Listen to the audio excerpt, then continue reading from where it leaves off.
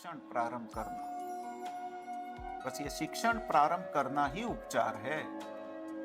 और होता क्या है, डायरेक्ट पढ़ाना शुरू कर देते हैं। छात्र के बारे में पता ही नहीं है, कहाँ रहता वो पता ही नहीं है, पापा क्या करते हैं वो पता ही नहीं है, किस एनवायरमेंट से आ रहा पता ही नहीं है, किस मोहल्ले में रहता पता ही नहीं है, किस परिस्थिति में जी रहा पता ही नहीं है। और हम उस छात्र पर वो शिक्षा का पूरा बोझ डालने के लिए तैयार हो जाते हैं। क्या वो मानसिक रूप से तैयार है उस शिक्षण के लिए? तो सभी बच्चे कर पा रहे, क्या वो कर पा रहा है? क्या सभी कक्षा में बोल रहे हैं, लेकिन एक छात्र बोल ही नहीं रहा है, तो उसके पीछे रीजन क्या है? आप बार बार बुला रहे हो, आपके पास नहीं आ रहा, आप प्रश्न पूछ रहे हो, उसका जवाब नहीं दे रहा, वो अपनी गर्दन तक ऊंची नहीं कर रहा, आपकी आंखों में आंखें डालकर नहीं देख रहा है, वो कतरा रहा है, दूर भाग रहा है, थोड़ा बोलते ही वो रोने लग जाता है। ये पता लगाना, फिर शिक्षण कार्य करना। और देखो, पेरेंट्स और छात्र के बीच में बहुत बड़ी दूरी है वर्तमान में।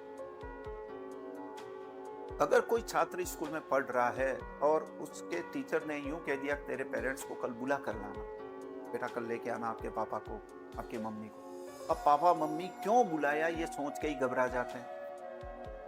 अब उस घबराने के पीछे रीजन क्या है? वो अपने बच्चे को बहुत अच्छे से जानते हैं, ये नहीं पढ़ता होगा, इसने काम नहीं किया होगा, और वो इसलिए अच्छे से जानते हैं क्योंकि वो उस बच्चे को टाइम नहीं दे रहे हैं। अगर छात्र को टाइम नहीं दिया जा रहा, उस बालक को टाइम नहीं दिया जा रहा, अगर माता पिता उस बच्चे के उस शिक्षण व्यवस्था में समय नहीं दे रहे हैं, तो निश्चित रूप से मान करके चलना, वो बालक जो है वो विद्यालय में भी डरेगा और घर पे भी डरेगा। तो होना क्या चाहिए सर? जैसे ही बुलावा आए तुरंत पहुंच जाओ। शिक्षक कितनी भी समस्याएं बताए, दोनों मिलकर के उस बालक के साथ ठीक करो, तो शायद वो बालक जो है वो अपने स्तर को बढ़ा पाए। अब क्या प्रगति जो है वो छात्र को बताई जाए, उसको फीडबैक दिए जाए, उसका उत्साह बढ़ाया जाए, उसे शाबाशी दी जाए, कम प्रगति पर भी उसे पुरस्कार दिया जाए, तो उपचारात्मक परीक्षण शिक्षण प्रारंभ हो जाएगा। निदानात्मक परीक्षण है और उपचारात्मक शिक्षण है, आसानी के साथ ये काम हो जाएंगे।